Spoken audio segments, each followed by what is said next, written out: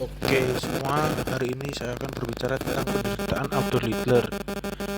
Bagaimana kisah penderitaan Adolf Hitler dan apa hubungannya dengan rela menderita spiritualitas Santo Petrus Assisi. Mari kita lihat. Adolf Hitler dilahirkan pada tanggal 20 April 1889 di Austria. Ayahnya bernama Alois Hitler. Lahir pada tahun 1837 dan wafat pada tahun 1903. Dalam buku Mein Kampf, ayahnya wafat karena stroke. Dalam buku Mein Kampf karangan Hitler, ayahnya wafat karena stroke. Sedangkan ibu Adolf Hitler bernama Clara Polzy, lahir pada tahun 1860 dan wafat pada tahun 1907. Dalam buku Mein Kampf karangan Hitler, ibunya wafat karena kanker payudara. Sejak kecil, Adolf Hitler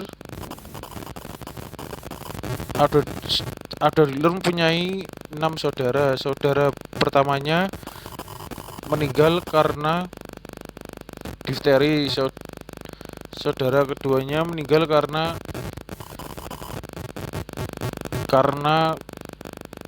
cacar air. Saudara ketiganya meninggal karena hidrosefalus. Hal inilah yang membuat Hitler menjadi destruktif dan antisosial. Pada saat menginjak masa pendidikan, Adolf Hitler merupakan pelajar yang baik pada waktu bersekolah menengah pertama. Namun pada kelas 6 tahun pertamanya di sekolah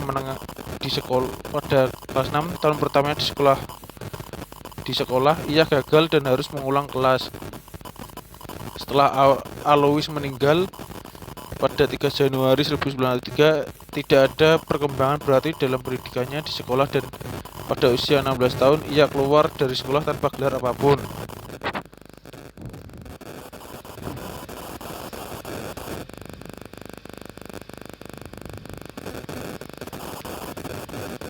Dan juga setelah wafat ibunya pada tahun 1905, setelah wafat ayahnya pada tahun 1905, Hitler menjalani kehidupan bohemian di Wina dengan dukungan dari ibunya.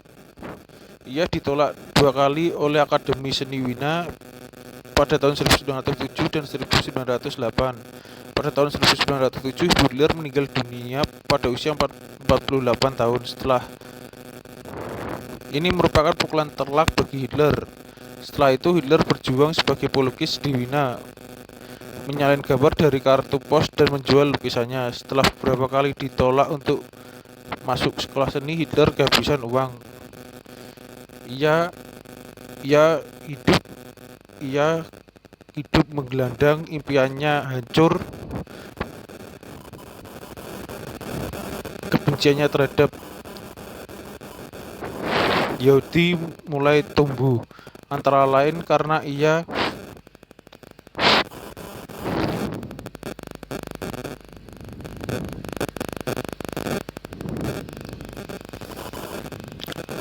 ia melihat begitu banyak orang Yahudi yang berkuasa dan mendapatkan berbagai kemudahan di Wina.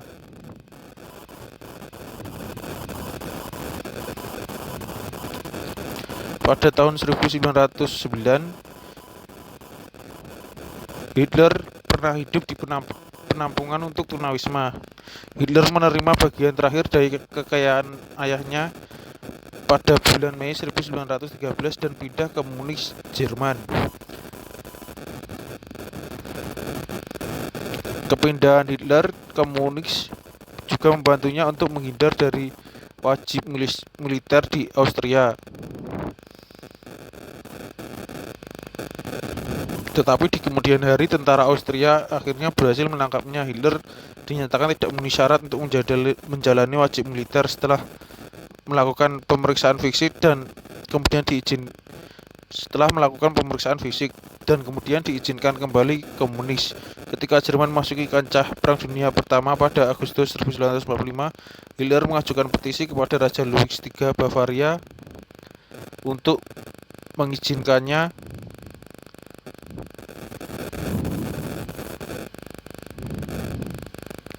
bertugas dalam resimen Bavaria. Petisi ini dikabulkan dan Adolf Hitler dimasukkan sebagai anggota dalam pasukan Bavaria. Ketika Perang Dunia Pertama terjadi, Hitler bertugas di Prancis dan Belgia dalam resimen cadangan ke-16 Bavaria sebagai Gefreiter, setara dengan prajurit kepala dalam ketentaraan Inggris dan Amerika pada waktu itu. Hitler 2 kali memperoleh bintang jasa atas keberaniannya.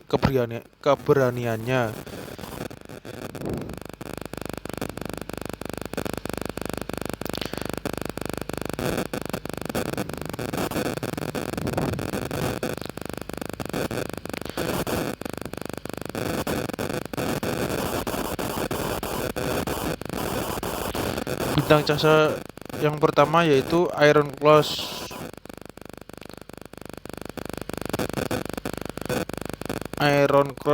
kelas 2 pada tahun 1914 dan Iron Cross kelas pertama pada tahun 1918, sebuah kehormatan yang jarang diterima oleh seorang Gefreiter atau seorang prajurit 2.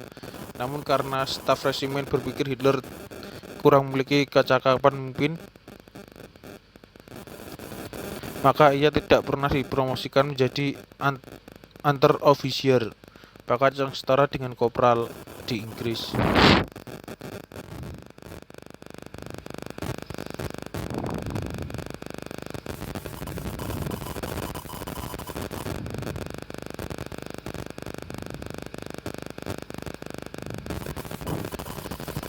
Di tahun 1919, tatkala umurnya menginjak 30 tahun, dia bergabung partai kecil berhaluan kanan di Munich yaitu National Socialist Deutsche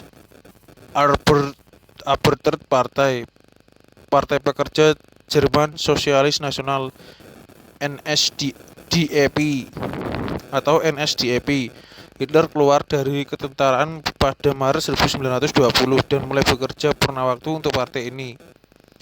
NSDAP semakin berkembang dan segera berubah nama menjadi Partai Buruh Nasionalis Jerman atau Nazi. Karena prestasi dan kontribusinya yang signifikan dalam partai ini, dalam tempo 2 tahun Hitler naik menjadi pemimpin yang dalam julukan Jerman disebut Führer.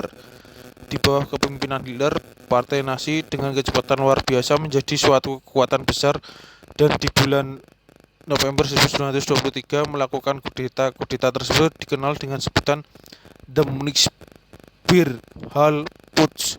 Hitler ditangkap, dituduh pengkhianat dan terbukti bersalah, namun kemudian dikeluarkan dari penjara setelah kurang dari setahun. Pada tahun 1928 terjadi depresi besar-besaran yang membuat rakyat tidak puas dengan partai-partai politik yang besar dan sudah mapan. Dalam keadaan seperti ini, partai Nazi menjadi semakin kuat sehingga pada bulan Januari 1933, pada 44 tahun Hitler menjadi kanselir Jerman. Pada umur 40 saat usia 44 tahun, Hitler menjadi kanselir Jerman pada bulan Januari 1933. Dengan jabatan itu, Hitler dengan sigap membentuk pola pemerintahan kediktatoran dengan menggunakan aparat pemerintah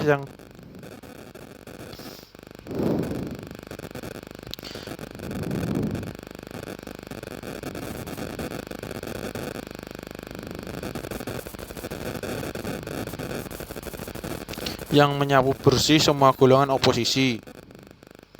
Proses ini tidak dilakukan melalui diskusi atau pembicaraan berbasis kebebasan sipil dan hak-hak mempertahankan diri terhadap tuduhan-tuduhan kriminal, namun melalui cara-cara kekerasan. Dalam hal ini, Nazi tidak ambil pusing dengan prosedur pengajuan tingkat pengadilan. Alasan bagaimana Hitler dapat meraih dukungan sebagian besar penduduk Jerman adalah karena dia berhasil menekan jumlah jumlah pengangguran dan melakukan perbaikan ekonomi. Hitler menetapkan pemerataan ekonomi dan meningkatkan lapangan pekerjaan dan sarana-sarana umum serta proyek-proyek umum.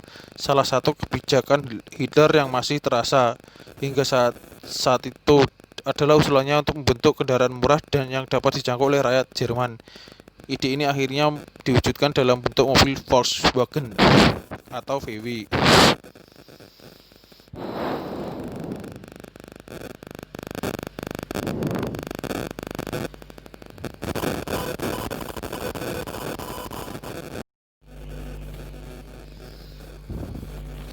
Oke, jadi teman-teman, dalam hal ini penderitaan Adolf Hitler itu adalah dia rela menderita menjadi bohemian demi impiannya, menjadi yang akhirnya itu impiannya sebagai seniman tidak terwujud, tapi dia waktu itu setelah ditinggal kedua orang tuanya, dia semakin hidup dalam